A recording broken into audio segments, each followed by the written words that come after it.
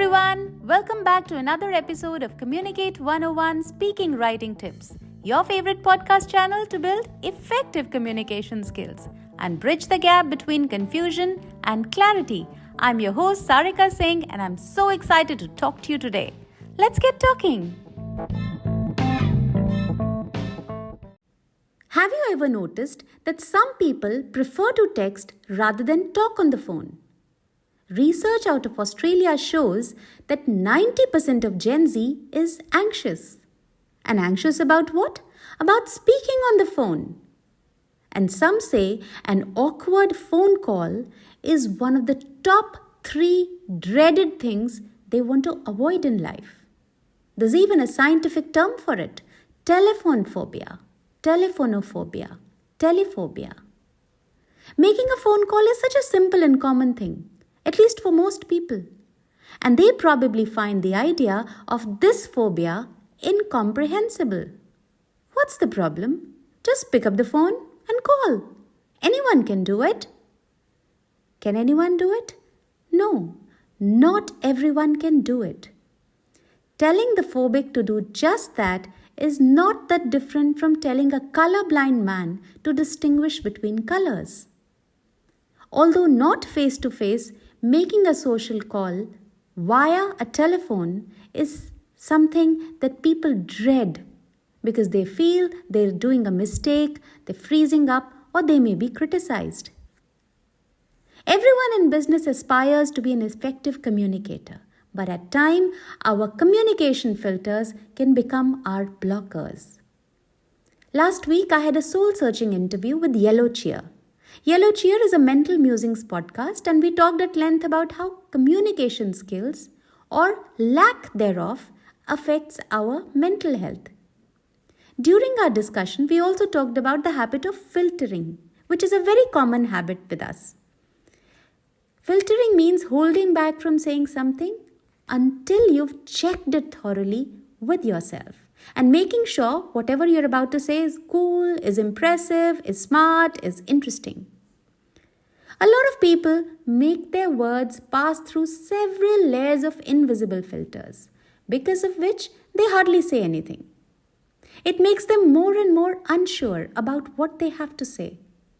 While the Socrates triple filter test, which I shared in an earlier podcast, is extremely important, extremely functional, there's no need to overanalyze, because that will only cause what is called paralysis by analysis.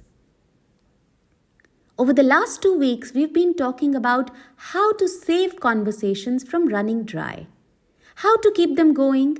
I shared 2 effective strategies in the last 2 weeks, and the final one I'm going to share this week right here in this podcast. I do hope that you found the catch and the deep dive methods worthwhile and effective to continue conversations. While all techniques and strategies are there to help you, but getting into a mood of conversation, getting to want to talk, is something that you have to do. Often we spend the whole day working or studying, analyzing, doing logical things, doing all sorts of brains workout. So it's natural that you don't know how to switch from that. But if you want to master the soft skill of communication, you need to find ways and time to warm up and to start interacting with people socially yourself. It's for your own good. So let the episode begin. One task that I love doing in my trainings is what I call the non-stop nonsense. The best way to practice this is by start doing it with people you kind of know. It's fun because when doing a non-stop nonsense, you're dumping whatever comes to your mind, unfiltered. You're allowed to say whatever's on your mind and no one's going to judge you for it. I've used it in my trainings and it becomes like a fun game that everybody is very shy to play at first, but once they start, that's a game which everyone wants to play. I dare you to try it. As long as you don't say anything that could land you in jail, you're okay. Social anxiety can make the stakes of any conversation extremely high.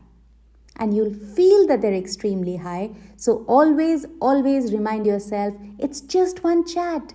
Even if it goes horribly wrong, there's plentiful room for more conversations in your life. Some will go well, some won't.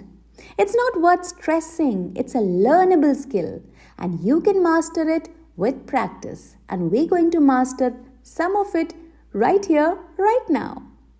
I often get asked, what if I don't know anything about the topic that someone is saying? How do I continue the conversation then? Of course, you're not supposed to know everything about everything. Imagine you're a baker, okay? You do baking all the time. And the person you're talking to is a hardcore techie. He talks about algorithms. He talks about crawlers. You don't even know these words. You're a baker, come on.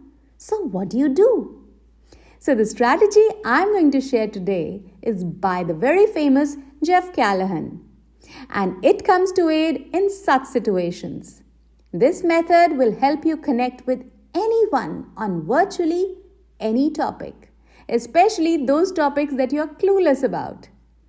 Even if you don't know anything about the topic, this strategy is going to help you. So no need to flee, no need to hunt for those conversation starters, no need for the small talk topics. How's the weather? What did you have? Where did you go? Most importantly, this strategy is a win-win for both you and the other person. Why? It's a win for you because you get to have a great engaging conversation without those awkward silences.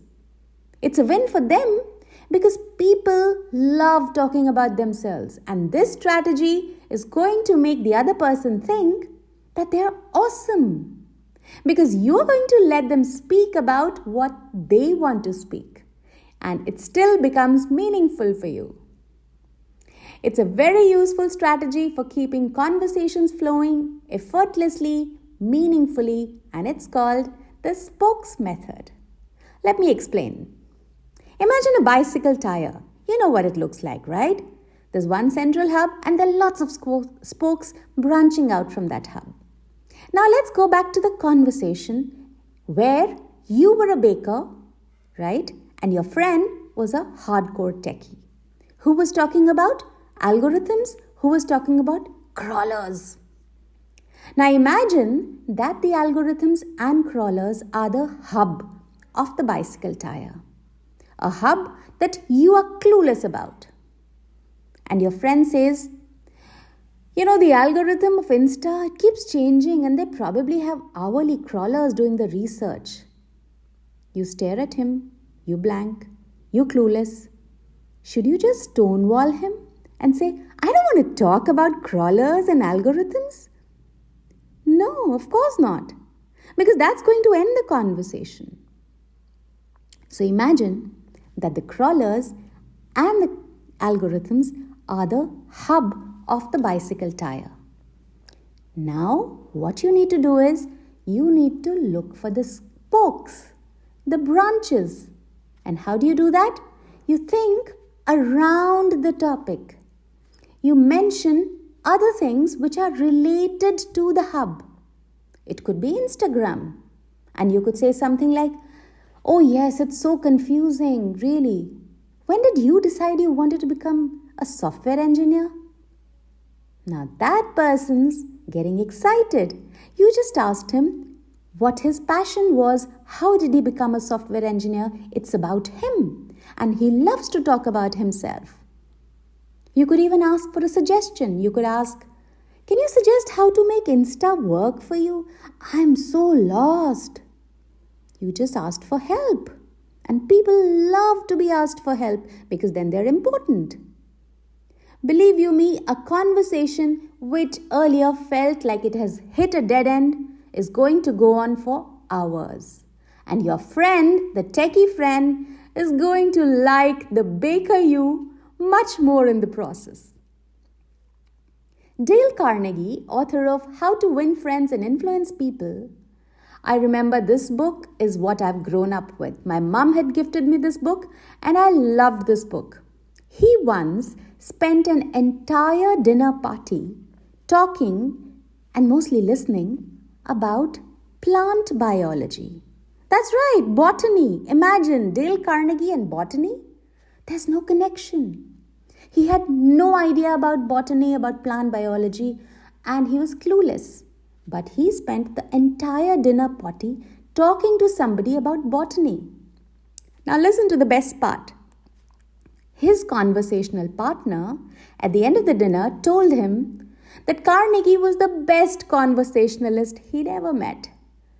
What did Carnegie speak to this friend about the entire evening talking about botany? What were they even talking? He used the spokes method. So try the spokes method and let me know how it worked for you.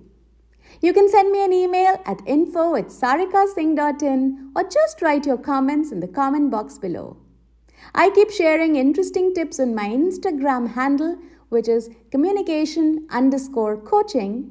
So do follow it. It's fun to learn for free. This part I cannot emphasize enough, and that is to listen. When you answer a question or when someone says something, you listen. You listen in totality. Listen to his words, listen to his emotions. Conversations must involve a give and a take. Each person in the conversation needs to speak and listen.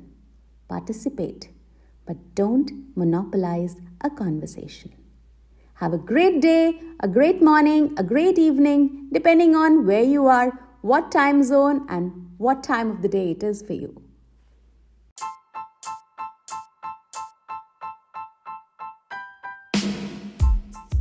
Thank you for listening to this episode of Communicate 101 Speaking Writing Tips with Sarika Singh. If you want to be notified of upcoming episodes, be sure to hit the subscribe button and follow the podcast. I'll be back to share more stories, more life experiences, and more communication tips every Friday. If you want to reach me or connect with me, just put your comments in the comment box below or mail me at info@sarikasingh.in. I know you're going to rate and review this podcast, so a big thank you in advance. Stay tuned and think about what we talked today.